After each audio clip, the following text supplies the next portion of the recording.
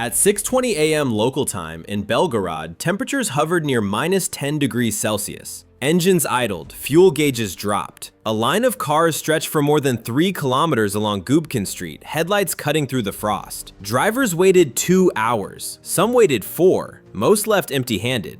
This was not a sanctioned microstate. This was not a country under total blockade. This was Russia. At a Rosneft station near the Ukrainian border, pumps stood silent. Out-of-service signs flapped in the wind. Across Krasnodar, similar scenes unfolded. In parts of the Belaruchensky region, electricity and water had been out for 4 consecutive days. No heat, no fuel, no movement. By mid-January 2025, Russian regional authorities quietly confirmed a stunning figure. 360 gas stations had shut down nationwide. Not temporarily, not for maintenance, completely offline. The closures rippled from border regions toward the interior, creeping closer to Moscow itself. For a country sitting atop the world's largest combined oil and gas reserves, the optics were devastating. Just 3 years earlier, the Kremlin had threatened Europe with energy blackmail. Now, Russian citizens could not buy gasoline to drive to work. Officials insisted everything was under control. Social media told a different story.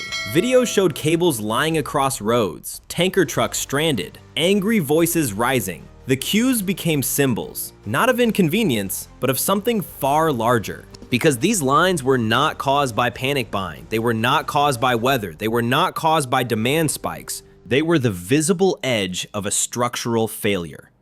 A failure tied directly to the war, to collapsing revenues, and to precision strikes hundreds of kilometers away. And then the unthinkable happened. Russia, the self-proclaimed energy superpower, was forced to import gasoline from Belarus just to keep parts of the country running. That single fact changed everything. To understand how Russia reached this moment, the picture must zoom out. This is not just a fuel shortage. It is the collision point of war, sanctions, infrastructure decay, and strategic miscalculation. Russia entered the war in Ukraine with one overwhelming advantage: energy, oil, gas, refining capacity. For decades, these assets funded the state, stabilized the budget, and powered Moscow's geopolitical leverage. In 2021 alone, energy accounted for more than 45% of federal revenues. Europe depended on Russian supply. Pipelines were weapons. Prices were pressure points. That advantage shaped Kremlin thinking. Energy income would underwrite military operations. Energy exports would cushion sanctions. Energy dominance would outlast Western unity. But by 2025, that equation had flipped. According to data released by Russia's Ministry of Finance, oil and gas revenues dropped 24% year on year. That translates to roughly 8.5 trillion rubles, about 108 billion US dollars wiped out in a single fiscal cycle. This was not a forecasting error. This was a structural shock. Several forces converged at once. First, global oil prices softened compared to wartime peaks. Second, Western price caps restricted export margins. Third, shipping insurance and tanker access raised costs. Fourth, the ruble weakened, inflating domestic expenses. The result was a shrinking war chest at the exact moment military spending surged. At the same time, Russia's energy system faced a second blow. Not financial, physical. Beginning in late 2024 and accelerating through early 2025, Ukrainian forces shifted tactics. Instead of focusing exclusively on frontline targets, they began striking deep: refineries, storage depots, key processing nodes. Not crude wells, but the machinery that turns crude into usable fuel. Reuters, BBC, and Defense News independently reported that multiple Russian refineries suffered repeated disruptions. Analysts estimate that between 10 and 17% of Russia's oil processing capacity was knocked offline at various points. That equates to roughly 1.1 million barrels per day temporarily removed from the system. This distinction matters. Crude oil alone does not move tanks, tractors, or trucks. Refined fuel does. Sanctions then amplified the damage. Many critical refinery components are Western-made. Compressors, control systems, catalysts. Replacement parts became scarce. Repairs slowed from weeks to months. Some facilities were patched together using older technology, reducing output and quality. The Kremlin faced a dilemma. force companies to sell fuel cheaply at home and absorb losses, or allow exports to preserve revenue. As revenues fell, state leverage weakened. Energy firms resisted domestic sales. Supply tightened. Prices rose. This is the context behind the cues. Not panic, not coincidence, but a system under strain from multiple directions at once. The breakdown did not arrive all at once. It unfolded in layers, each more destabilizing than the last. The first warning signs appeared quietly. Regional fuel distributors began reporting delayed deliveries. Tanker schedules slipped by hours, then days. In border regions like Belgorod and Kursk, stations limited sales to fixed quantities, 10 liters per vehicle, sometimes less. The official explanation blamed logistics, weather, temporary disruptions. Then came the closures. By February 2025, internal industry notices confirmed that dozens of stations were going offline simultaneously. Not for repairs, not for upgrades, simply because there was nothing left to pump. Within weeks, that number climbed to 360 nationwide. The geographic spread told its own story, from Belgorod to Krasnodar, from the south toward the center. The pattern followed supply lines linked to damaged refineries and congested rail corridors. As queues grew longer, tensions followed. Social media filled with footage of drivers sleeping in cars, arguments at pumps, police called to manage lines. In several regions, authorities quietly restricted fuel purchases for commercial vehicles, prioritizing emergency services. That decision triggered a cascade. Delivery trucks slowed, food shipments lagged, prices edged upward. In agricultural regions, farmers reported diesel prices on informal markets jumping more than 20% above regulated levels. Tractors stood idle during critical planting windows. A single missed week carried consequences months later. Then came the first twist. Despite the shortages, fuel continued moving out of Russia. Not legally, not officially. Intelligence briefings cited by Western media described a surge in gray market exports routed through intermediaries. Fuel intended for domestic consumption appeared across borders, chasing higher margins. Each diverted shipment deepened the internal squeeze. The Kremlin responded with bans. Gasoline exports were halted through the end of 2025, then extended again into early 2026. The messaging was forceful. The impact was limited, because bans cannot create fuel that does not exist. The second twist followed quickly. Quality problems emerged. With modern catalysts unavailable, some refineries bypassed advanced processing stages. Output resumed, on paper, but the fuel changed. Higher sulfur content, unstable freezing points. Reports surfaced of engines stalling in cold conditions, filters clogging, injectors failing. Civilian vehicles struggled. Military equipment fared worse. Defense analysts cited by Janes and Defense News warned that armored vehicles rely on tight fuel tolerances. Poor quality diesel increases wear, reduces reliability, slashes operational readiness. In freezing conditions, the margin for error collapses. A stalled vehicle is not just a maintenance issue, it is a tactical liability.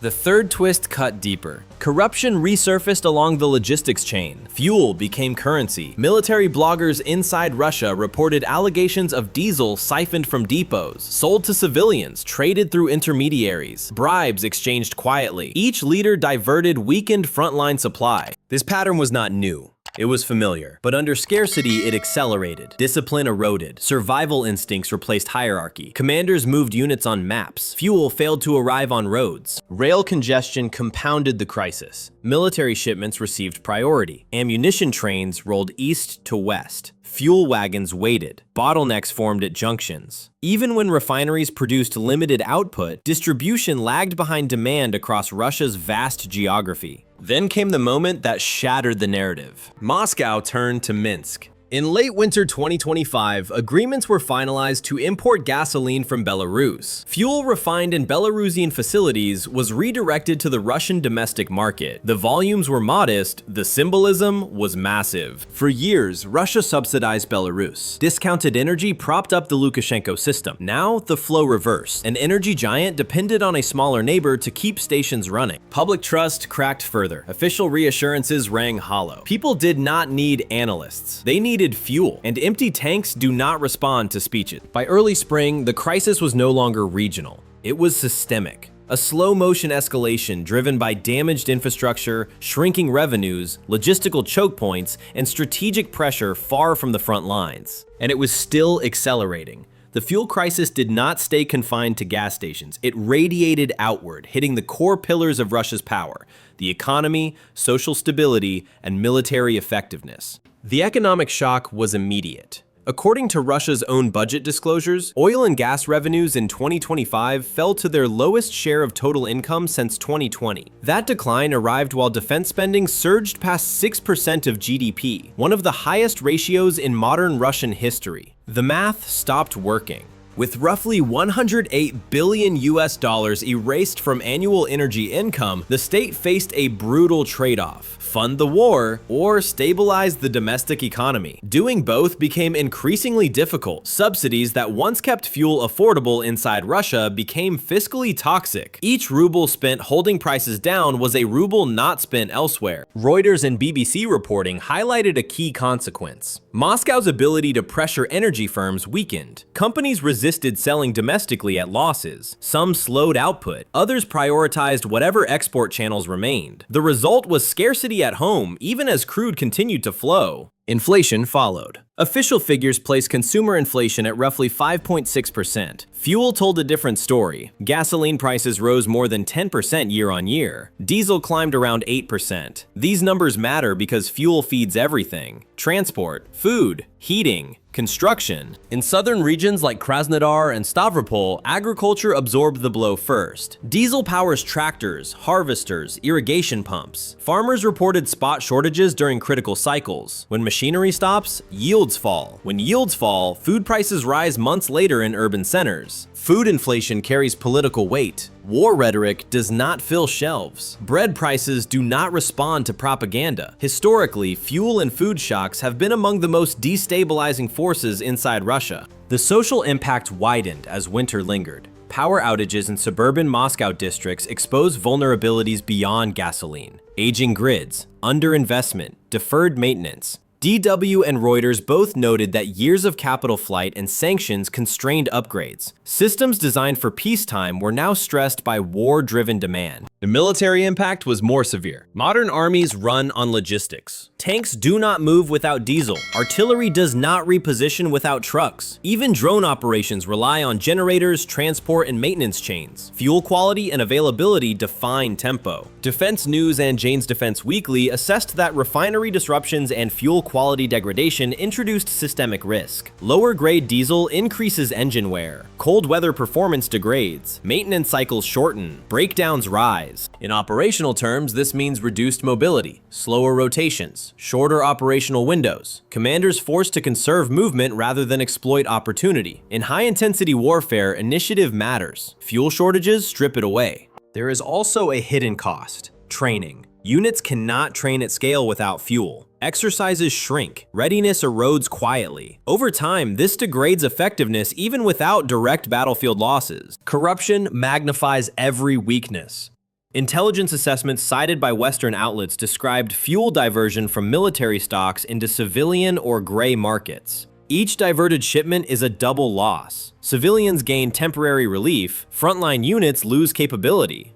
The Kremlin attempted countermeasures: export bans, price controls, administrative pressure. Each intervention carried side effects. Price caps encouraged black markets. Export bans damaged credibility with trading partners. Administrative pressure fueled resentment among firms already absorbing losses. The strategic picture sharpened into focus. Energy was Russia's shield and sword. It financed influence abroad and stability at home. By 2025, that shield was cracking. The sword was dulling. Ukraine's strategy of targeting refining and logistics nodes proved asymmetrical and efficient. Rather than matching Russia weapon for weapon, it struck the systems that sustain them. Western analysts widely describe this as a rational approach to attritional pressure. Without sufficient fuel, military mass becomes static. Without mobility, numerical advantage fades. And without economic resilience, prolonged conflict strains the state itself. By early 2026 projections, analysts warned that the fuel crisis risked cascading into a broader infrastructure challenge. Power, heating, transport, each layer connected, each failure reinforcing the next. This was no longer about queues. It was about endurance. And endurance depends on energy. What unfolded inside Russia did not stay inside Russia. Energy is never local. It is global by design. And when the world's largest energy exporter stumbles, The shockwaves move fast. For NATO planners, the fuel crisis confirmed a long-held assessment. Russia's military power is deeply tied to economic throughput. Tanks, aircraft, and missiles matter, but supply chains matter more. Western analysts cited by Reuters and BBC noted that degrading logistics offers disproportionate strategic returns. A low-cost strike on refining capacity can impose high-cost consequences across an entire theater. This lesson resonated across alliance capitals. In Washington, Pentagon briefings emphasized the contrast in doctrines. Ukraine relied on relatively inexpensive drones and long-range strike systems. Russia depended on complex platforms that require steady fuel, spare parts, and maintenance. The cost asymmetry was stark. A drone costing tens of thousands of dollars could disable infrastructure worth billions. In Brussels, EU energy ministers tracked a different risk. Instability inside Russia's fuel market raised questions about spillover effects. Disruptions could affect transit states. Black market flows could distort regional pricing. While Europe had largely reduced dependence on Russian energy by 2025, volatility still carried consequences. China watched closely. Beijing remained one of Moscow's largest remaining energy buyers. But Chinese analysts, cited by DW, highlighted a dilemma. Russian exports under strain meant unreliable supply volumes. Discounted oil loses appeal if delivery falters. At the same time, China benefited from Russia's weakened bargaining position. Every infrastructure hit reduced Moscow's leverage. The Middle East drew its own conclusions. Gulf producers compared resilience models. Redundancy, rapid repair capacity, air defense around energy hubs. The Russian case became a study in vulnerability. Energy dominance without protection proved fragile. Meanwhile, Ukraine's position strengthened diplomatically. Targeting refineries reframed the conflict. It was no longer only about territory, it became about sustainability. Western support increasingly emphasized systems that extend this pressure: intelligence sharing, long-range capabilities, sanctions enforcement. The logic was cumulative. Experts interviewed by Defense News outlined 3 scenarios for the next 3 to 6 months. In the first, refinery repairs progress slowly under sanctions. Fuel shortages persist but stabilize through rationing and imports from allies like Belarus. This scenario avoids collapse but locks Russia into economic stagnation. In the second, further strikes disrupt additional processing capacity. Combined with winter stress on power grids, shortages spread, rationing expands. Public dissatisfaction grows. The state responds with tighter controls, risking social backlash. In the third, energy infrastructure fatigue accelerates. Aging systems fail faster than repairs. Fuel, electricity, and heating disruptions converge. This scenario strains governance capacity and forces strategic recalibration. The United States factored these dynamics into its broader posture. Energy security became inseparable from military planning. Cheap systems versus expensive platforms. Distributed strikes versus centralized assets. The war offered real-time data. Donald Trump's administration emphasized cost efficiency and burden sharing. US officials underscored that prolonged pressure, not rapid escalation, shaped outcomes. The Russian fuel crisis became evidence supporting that view. Globally, the message was clear. Modern warfare is not only about firepower, it is about resilience. The side that keeps vehicles moving, grids stable, and supply lines intact gains advantage over time. Russia's challenge was not isolation alone, it was adaptation. Repairing infrastructure without access to components, funding subsidies without revenue, sustaining operations without reliable fuel. As analysts repeatedly warned, energy crises rarely resolve cleanly. They evolve, they migrate, they compound. And the world was watching to see which path Russia would take next. The image that lingers is simple: a frozen road, a silent pump, a line of cars waiting for fuel that never comes. For a nation built on energy dominance, that image cuts deep. 360 gas stations offline, a 24% collapse in oil and gas revenue, roughly $108 billion erased from the budget, up to 1.1 million barrels per day of refining capacity disrupted at various points. These are not abstract figures, they are pressure points. Each one tightens the system. The fuel crisis exposed a reality the Kremlin worked for years to conceal. Energy power is not just about reserves in the ground. It is about processing, logistics, maintenance, and trust. When any link weakens, the chain strains. When several break at once, the system falters. For civilians, the impact is immediate. Higher prices, limited mobility, cold homes. For farmers, it means delayed planting and uncertain harvests. For industry, higher costs and lower output. For the military, reduced tempo, strained logistics, and declining readiness. Internationally, the message is unmistakable. Precision pressure on critical infrastructure can shift strategic balance without massed formations or headline-grabbing offensives.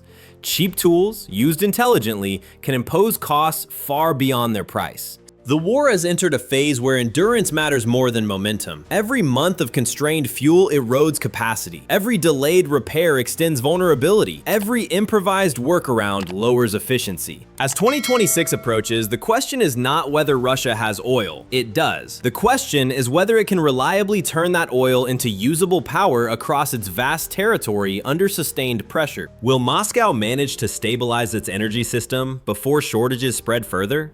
Will tighter controls and rationing calm the situation or fuel resentment? And most critically, will the strain on energy and logistics force a strategic shift in the war itself? Share your thoughts in the comments. Subscribe for continued analysis as this story